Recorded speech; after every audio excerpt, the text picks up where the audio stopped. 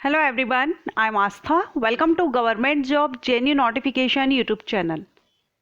SSC GD constable syllabus 2022 के बारे में हम इस वीडियो में बात करेंगे। साथ ही आपके कुछ कमेंट्स थे, क्वेश्चंस थे जिनका रिप्लाई मैं इस वीडियो में दूंगी।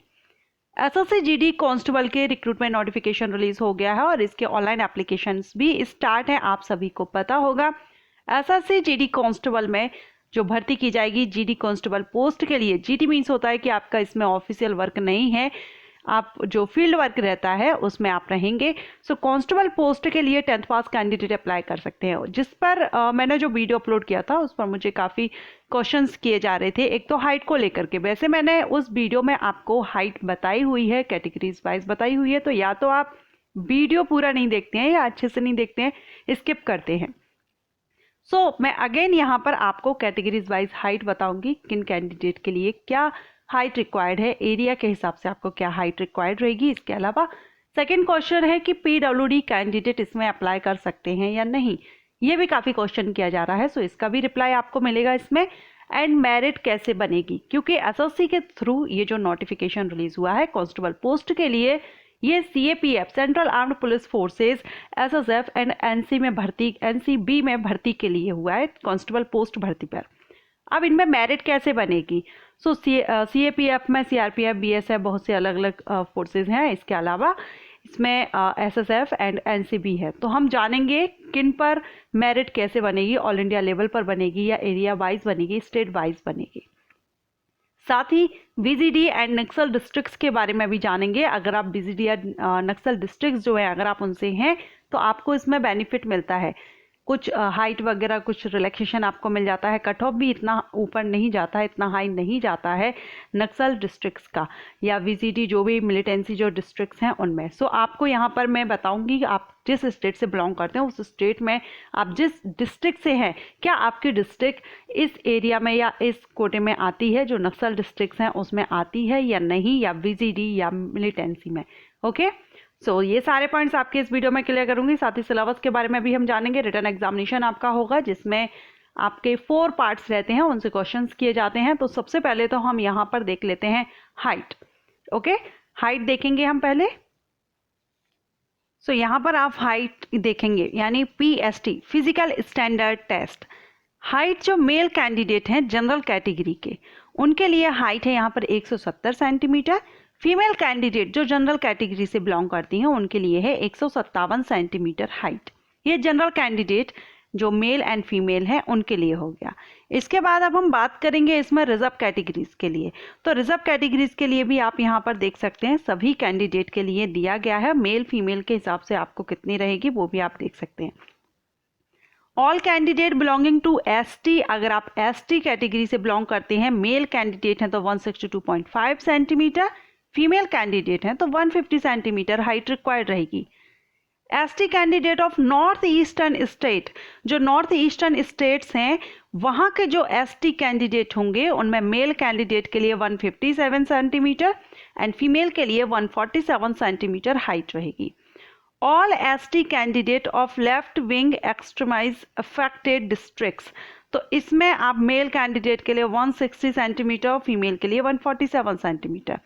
अब यहाँ पर कुछ कैंडिडेट जो कि बिलोंग करते हैं या जो कैटेगरीज हैं वो गढ़वालीज हैं, कमानीज या डोगराज, मराठास कैंडिडेट हैं, या जो कैंडिडेट बिलोंग करते हैं आसाम से, हिमाचल प्रदेश से, जम्मू एंड कश्मीर से एंड लद्दाख से, यहाँ के जो कैंडिडेट हैं उनके लिए मेल कैंडिडेट के लिए हाइट रहेगी 165 सेंटीमीटर और फीमेल कैंडिडेट के लिए 155 सेंटीमीटर।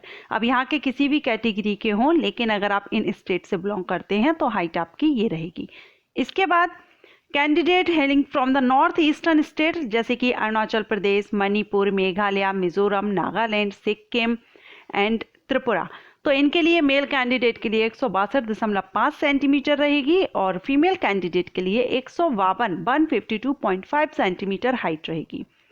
इसके बाद जो भी candidate hailing from Gorkha territorial administrative यानी GTA administration, GTA 3 sub division of Darjeeling districts, namely यहाँ पर नेम दिए गए हैं दार्जिलिंग, कालिम्पोंग एंड कर्सियोंग एंड यहाँ पर और भी हैं जो यहाँ पर इंक्लूड सब डिविजन्स में ये सारी डिस्ट्रिक्ट्स के नेम दिए गए हैं।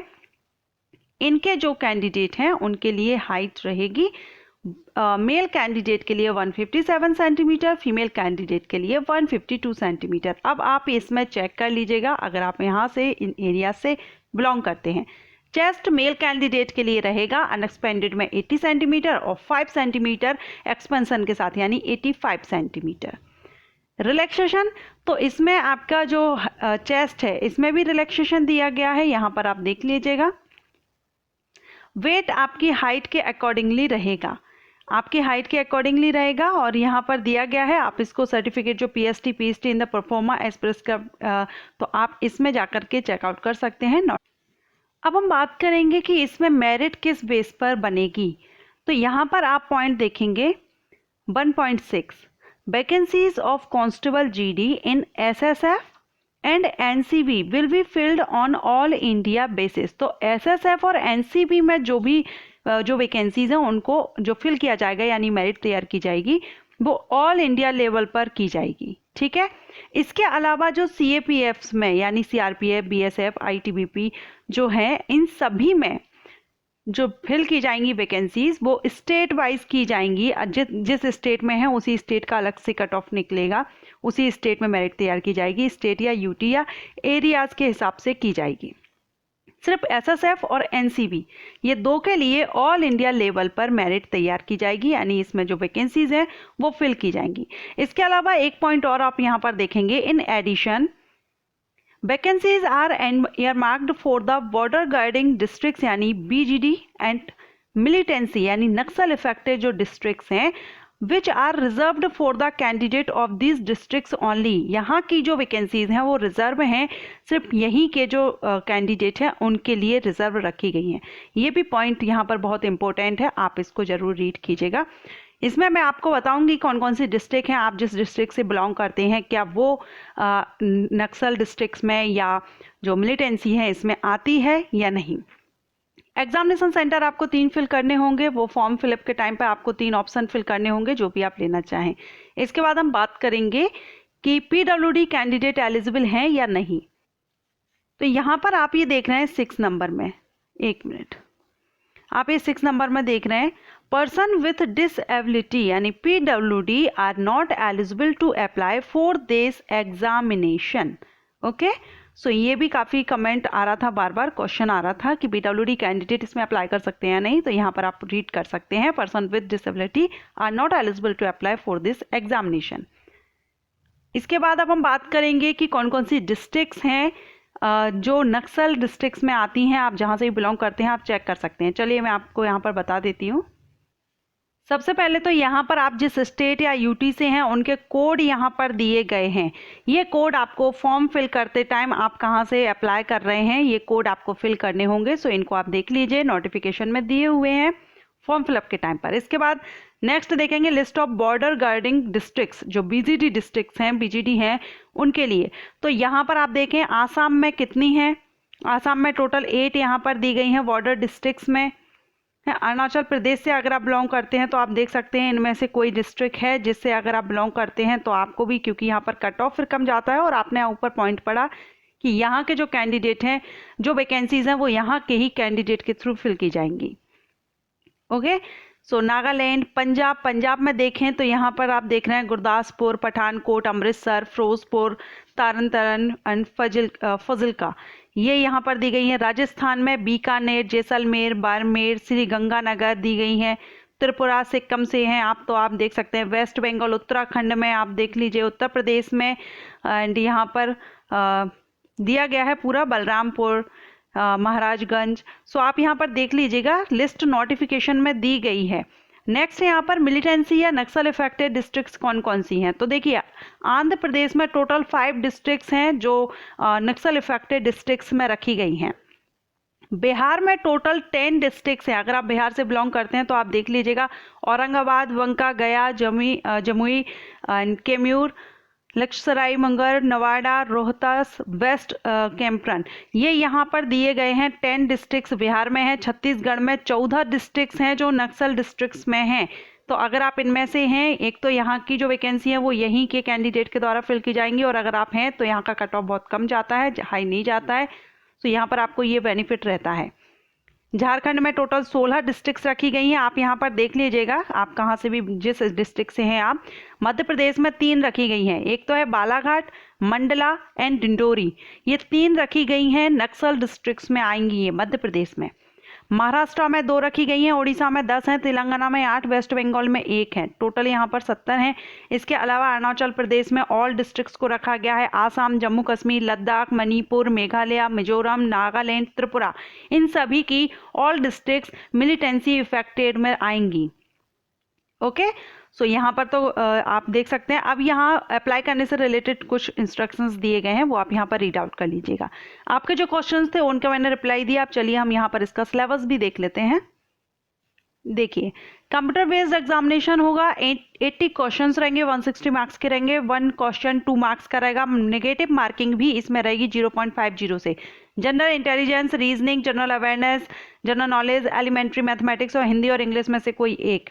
सो यहाँ पर टोटल सभी से इक्वल क्वेश्चंस आपसे किए जाएंगे, तो सभी की तैयारी आपको इक्वली करनी है। 10th लेवल का ये एग्जाम आपका रहेगा। ओके, सो यहाँ पर ये सिलेबस दिया गया है, जनरल इंटेलिजेंस एंड रीजनिंग।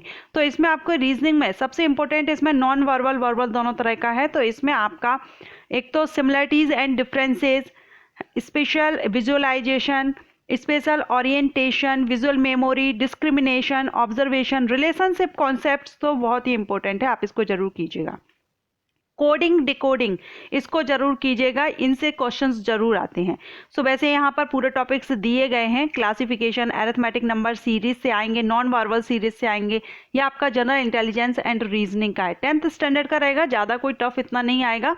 आप अच्छे से पढ़ लीजिएगा जो भी टॉपिक्स इसमें दिए गए हैं। इंपॉर्टेंट इसमें रिलेशनशिप कॉन्सेप्ट रहेगा, and coding, decoding, arithmetical reasoning से क्वेश्चन जरूर आएंगे, फिगर क्लासिफिकेशन से जरूर आएंगे। सो ये कुछ इंपॉर्टेंट पॉइंट्स हैं, टॉपिक्स हैं जिनको आप जरूर कीजिएगा। General knowledge and general awareness, इसमें questions in this component will be aimed that testing the candidate general awareness of the environment around him. Questions will also be designed. तो इसमें economic sense, general polity, Indian constitution से question आएंगे, culture से, Indian culture, sports से question जरूर आते हैं। Sports से आप जरूर इसको तैयार रखिएगा, कुछ स्पोर्ट्स से क्वेश्चन आ सकते हैं, हिस्ट्री से रहेंगे, साइंटिफिक रिसर्च पर क्वेश्चन जरूर आते हैं। सो यहाँ पर इंपॉर्टेंट पॉइंट्स सभी यहाँ पर दिए गए हैं, उनको आप जरूर तैयार रखिएगा, इनसे क्वेश्चन जरूर आपके बनेंगे। एलिमेंट्री मैथमेटिक्स में नंबर सिस्टम हो गया, कंप्यूटेशन ऑफ होल नंबर हो गया, decimal, fraction, relationship between numbers, fundamental arithmetical operations रहते हैं, percentage, ratio, proportion, average, interest, profit loss, discount, इनसे एक एक क्वेश्चन जरूर आएगा। Time and distance, time and work, ये जरूर आएंगे। सो आप ये टॉपिक्स को तैयार रखिएगा। इंग्लिश और हिंदी, इनमें से जो भी आपकी है, candidates ability to understand basic English और Hindi and his basic comprehension would be tested. So ये नॉर्मली इंग्लिश से जनरल जो ग्रामर रहती है उससे क्वेश्चंस किए जाएंगे। सेंटेंसेस का है, पजल टाइप के जो क्वेश्चंस रहते हैं, करेक्ट सेंटेंस करना, स्पेलिंग मिस्टेक है उसको करेक्ट करना, सिनोनिम्स, एंटोनिम्स, ये रहेंगे। ऐसे ही हिंदी में भी इसी तरह से क्वेश्चंस किए जाएंगे, जो general English and Hindi normal जो रहती है। 10th लेवल की आपकी जो ग्रामर की बुक होगी, आपने रीड की होगी, या कोई कंपटीशन एग्जामिनेशन की आप बुक ले लीजिए। जो 10th लेवल के जो एग्जाम होते हैं, कॉम्पिटिटिव एग्जामिनेशन, उनके लिए भी बुक्स रिलीज होती है। आप एक बार उन बुक्स को रीड कर लीजिएगा अच्छे से। शॉर्ट ट्रिक की बुक आप जरूर ले सकते हैं।